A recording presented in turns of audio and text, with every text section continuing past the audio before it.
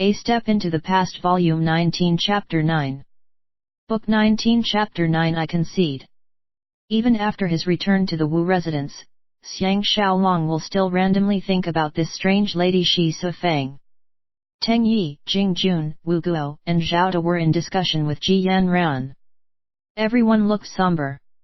On seeing that her husband is so obedient that he actually came back before the first watch, Ji Yanran smiled and said, "We were just discussing how we can find the assassination organization that was sent to assassinate Lord Zhenchu. It's really too dangerous if we allow them to strike." Teng Yi furrowed his brows. "The problem is, we cannot publicize this matter. We can only do it secretly. The less people to know about it, the better. Otherwise, Quoxin's identity will be exposed." Jing Jun gave a cold snort. "I don't trust Quoxin at all." Ji Yanran pursed her lips into a smile and said, "We won't trust Quoxin easily as well, but we have to give him a chance to prove his own words." Xiang Xiaolong sat down next to Jing Jun and said with a laugh, "This is called abandoning the dark for the light, turning over a new leaf, correcting a mistake. Zai-jun, you have to remember that forgiveness requires even more courage and love than hatred." Naturally all of them have never heard such a phrase or such logic, and they were all stunned. Ji Yanran asked happily, "My lord husband seems to be in a good mood tonight. Is it because you've gotten Shi Sifeng's favor again?" Xiang Xiaolong thought of Shi Sifeng. He sighed. "Shi Sifeng can only be described as being a rare lady. I think she has absolutely no interest in relationships between men and women at all. What she likes is Zhuangzhou. She's disdainful about her own singing skills.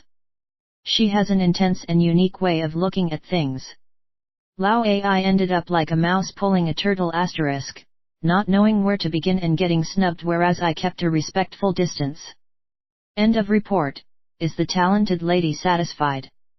Asterisk mouse pulling a turtle, a Chinese idiom, meaning an impossible task. As soon as he said the phrase a mouse pulling a turtle, Ji Yanran laughed so hard that she couldn't catch her breath. Jing Jun and the rest were all smiling, but by now, they are all used to Xiang Xiaolong's endless new and interesting phrases. Wu Guo sighed, "Who can be more eloquent than Master Xiang? Luckily I have been Master Xiang's follower for a long time and picked up some of his speech. That's how I managed to woo Xiao Weiwei successfully, and did not disappoint Master Jing." Only now did Xiang Xiaolong realize that Jing Jun had been supporting Wu Guo's pursuit of Zhou Wei. He turned towards Zhao De and asked, "Are you and your brothers doing well in Xianyang?" Zhao De revealed a look of gratitude as he nodded his head. "We've never had such glorious days before. As soon as we reveal Master Xiang's name, even those from Zongfu residence have to give us some measure of respect. Madame Fang also allowed us to choose the pretty girls to start our families." "Hi, lady left us too soon." Once he spoke of Zhao Ye, his eyes reddened. Teng Yi was afraid of bringing up Xiang Xiaolong's sad past again and changed the topic. "We've decided to transfer a batch of men back to Xianyang, to be in charge of searching for this group of extremely dangerous warriors. We've also informed Lord Changwen, asking him to report this matter immediately to the Crown Prince. It's the Spring Festival the day after tomorrow. I'm afraid our enemies will make use of the Spring Festival ceremony to strike when the Crown Prince leaves the palace. According to custom, the route to River Wei has already been decided and it cannot be changed. If the assassins hide themselves amongst the welcoming crowd along the paths, it'll be very difficult to spot them." Xiang Xiaolong suddenly shuddered as he remembered how many times he had protected politically important persons in the 21st century. He can be considered an expert in anti-terrorism, so won't he be able to put to useful practice what he has learned for this situation? Everyone saw his strange expression and were all looking at him, stunned, under the impression that he had thought of something shocking. Xiang Xiaolong waved his hand offhandedly as he said with excitement, "I'll be in charge of security for the Spring Festival this time. After the morning court session tomorrow, Zai-jun will come with me to survey the route to the Spring Festival ceremony. Let us have a face-to-face combat with these elite assassins who are from the various countries, each using our own methods, and see who is better." Everyone looked at him in astonishment as Xiang Xiaolong smiled and said, "The most vicious part of Pu Hu's plan is that if something happens to the crown prince while on his way to the spring festival ceremony, Lord Changwen and I will be punishable by death. He's killing multiple birds with one stone. From what I see, Pu Hu's intellect is definitely on par with Liu Bue, just that he's a little down on luck. Just like my duel with Guan Zongzi the last time, he placed his bet on the wrong person." He stood up and stretched lazily before adding, "This time they're still down on their luck, because they are facing me, Xiang Xiaolong." The next morning, Xiang Xiaolong woke up as usual before the cock crows to practice his swordplay before leaving for the palace. As he was especially early, he made use of the little extra time to look for Xiao Pan. Xiao Pan may be the most hard-working prince in the history of the Qin family, as he listened to Li Si's reports while having breakfast so that he can handle the court discussion later. On seeing that Xiang Xiaolong has arrived, Xiao Pan hurriedly dispensed with ceremony and asked him to take the lower seat as he said with a serious expression, "Pu Hu and Du Bai are indeed audacious, how dare they have ulterior motives towards me?" Xuanxing was able to redeem his mistake. "General, please see how he should be rewarded." Xiang Xiaolong exchanged a look with Li Si, then said with a laugh, "Your subordinate advises Crown Prince to address me as Grand Tutor. If you address me as General, it feels as if I'll be leading an army into battle any time." In the whole of Qin, Xiang Xiaolong is the only person who could speak to Xiao Pan like that. Xiao Pan chortled, "As soon as I see Grand Tutor, all my worries are gone." He turned towards Li Si and said, "Li Si, can you let Grand Tutor have a look at the new coin we'll be launching for Black Dragon?" Li Si happily placed the new coin on Xiang Xiaolong's table. Xiang Xiaolong picked it up for a look. It's a round coin with a round hole in the middle, and written on it the words half-tail, with an abstract-looking dragon shape. It's really a vast difference from the image of money he had in mind. Li Si returned to his table and said with a sigh, "Learned Lady Ji indeed lives up to her reputation, with her proposal to change the political system. Not only is it practical and feasible, the political and economical reforms are also taken into consideration.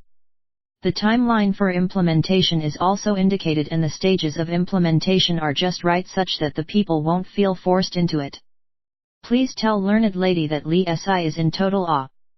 Xiao Pan obviously thinks very highly of Li Si as he said with a laugh, "Official Li is too humble.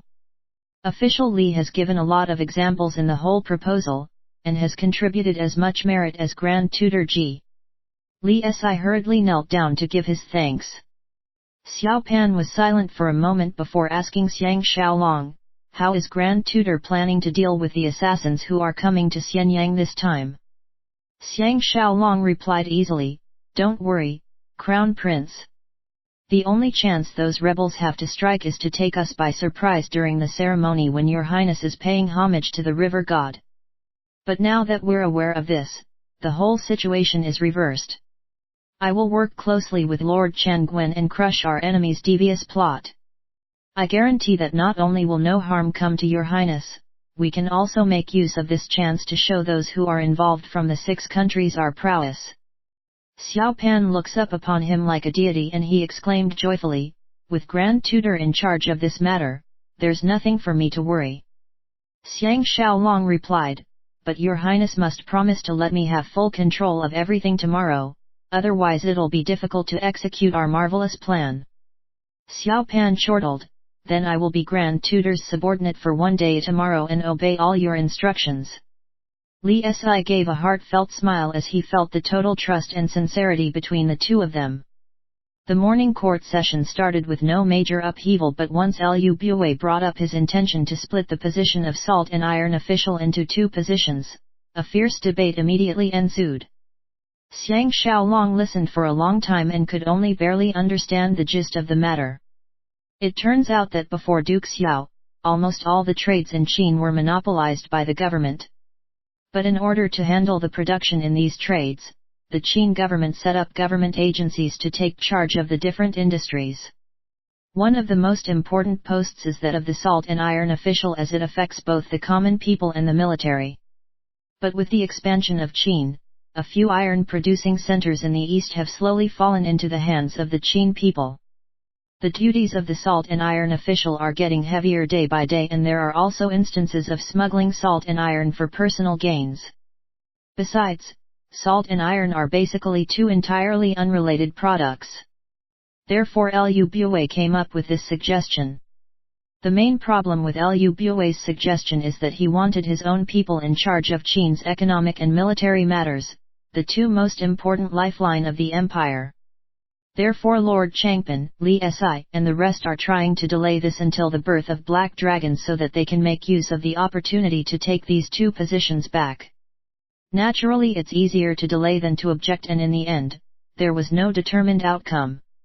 Xiao Pan gave the orders for this to be future discussed, and the morning court session ended. Xiang Xiaolong returned home, and Teng Yi and Jing Jun are already waiting for him to scout the route that Xiao Pan will be taking tomorrow morning. Xiang Xiaolong asked, "How's the situation?" Teng Yi replied, "Quoxing just reported that Wu Guo had accompanied him to visit the various leaders. According to him, there's not much headway regarding the assassins." Jing Jun added, "I've discussed it with Lord Chan Gwen. He said we can just find some excuse, for example some guard has stolen items from the palace, then we'll seal the city and search each and every household. Ever since Shang Yang's reforms have been put in place, those who do not report crimes are guilty of the same offense, so it should be easy to find any suspicious people. But if these people are hiding in some general or senior officials' residences, it'll be more difficult." Xiang Xiaolong replied, "You must not act rashly.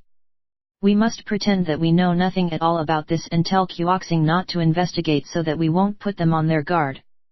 Teng Yi smiled. Third brother seemed very confident about the crown prince's safety tomorrow. Xiang Xiaolong gave a slight smile and summoned Zhao Dai. After giving him instructions to inform Lord Wenchang and Quoxing, he left with Teng Yi and Jing Jun.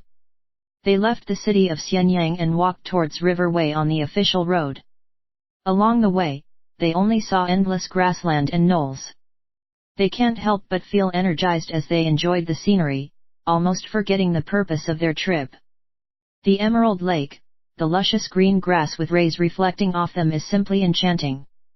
Once in a while they will see shepherds with their herds with cows, goats, or horses on the grassland, and such a scene added a sense of life and energy on the land. Teng Yi pointed to a small hillock which was overgrown with trees and said, "If someone hides up there with a strong bow, he'll be able to shoot any target traveling on the official road."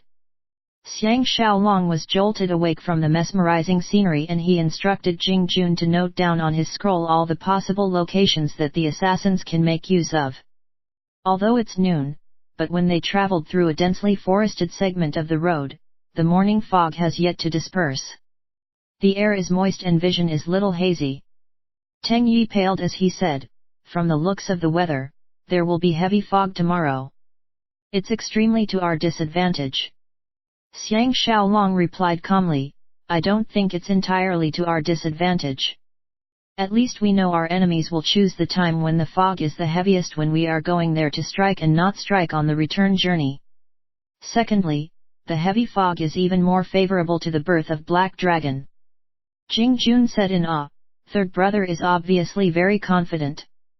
Xiang Xiaolong asked happily, "My two good brothers, have you ever heard of the story of A attacking the wrong carriage?" Teng and Jing replied concurrently in confusion, "Attacking the wrong carriage?" Only then did Xiang Xiaolong remember that A attacking the wrong carriage incident happened after Xiao Pan became Emperor Qin, when Zhang Liang and his strongmen attacked the wrong carriage with the iron hammer. He hurriedly tried to cover his mistake and said, "That is what will happen tomorrow.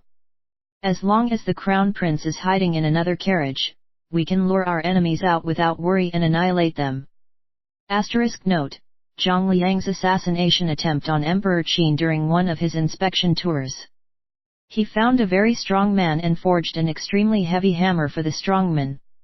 During the ambush, Zhang assumed that the most ornately decorated carriage in the middle is Emperor Qin's carriage, and the strongman hurled the hammer at the carriage, killing its occupant. However, it turned out that Emperor Qin was not the person in that carriage. Teng and Jing both exclaimed the ingenuity of the plan. By then they are no longer in the mood to survey the areas along the route, and after making some plans, they went to River Way to meet up with Ji Yanran, who is in charge of masquerading as Black Dragon, before returning to the city together. By the time they returned to the Wu residence, it's already dusk.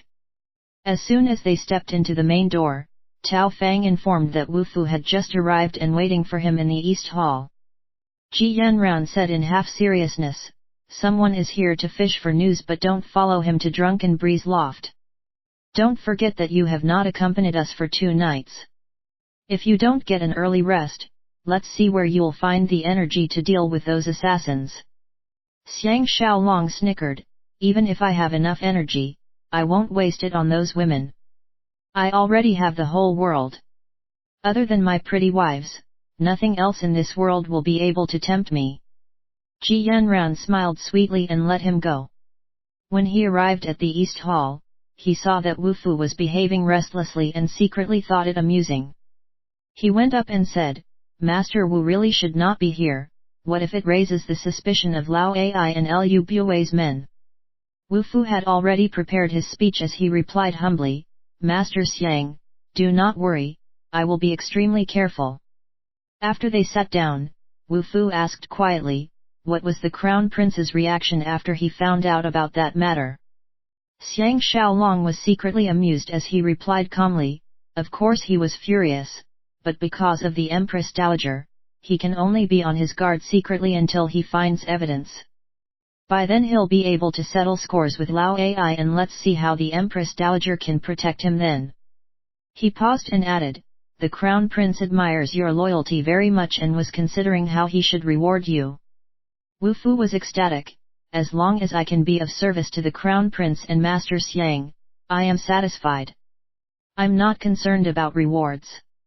Xiang Xiaolong said deliberately, "Otherwise we can create an official post for you to enjoy, but someone else will have to take care of your drunkard wind loft because no official can ever open a brothel as a sideline.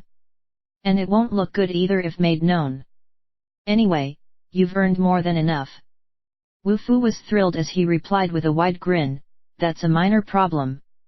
Master Pu had always wanted to buy over my drunkard wind loft. If the sale is successful, I will give half of the proceeds to you. I know that such a trivial amount is nothing in Master Xiang's eyes, but it represents a little token on my part." Xiang Xiaolong secretly thought that this gift is considered quite substantial. He suddenly had a thought. This Wu Fu is actually trying to cover all bases so that no matter which side gains the upper hand, he can still enjoy advantages. Once he had this understanding, he realized that this person can be made use of. Especially when the Black Dragon is about to be born tomorrow, it will certainly shock the kingdom, and the rise of one group will mean the decline of the other. Once Xiaopan's reputation soars, people like Wu Fu who sees where the wind blows should know who they must side with. Wu Fu furrowed his brow, "If Master Xiang is interested in that lady from my loft, just a word from you and I'll send her over to serve you. Even if it's Mimi, I'll have a way." Xiang Xiaolong was surprised, "You're not afraid of Lu Bui?" Wu Fu sighed, "I've no choice even if I'm afraid. Mimi is now using her life to threaten me and she refuses to become Lu Bui's concubine. Of course, if I have Mimi's beauty, I wouldn't want to marry into Zongfu residence as well." Xiang Xiaolong was very surprised.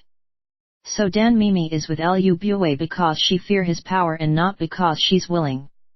His hatred for her diminished immediately and a sense of pity rose up instead as he asked, "How is Lu Bui handling this matter?"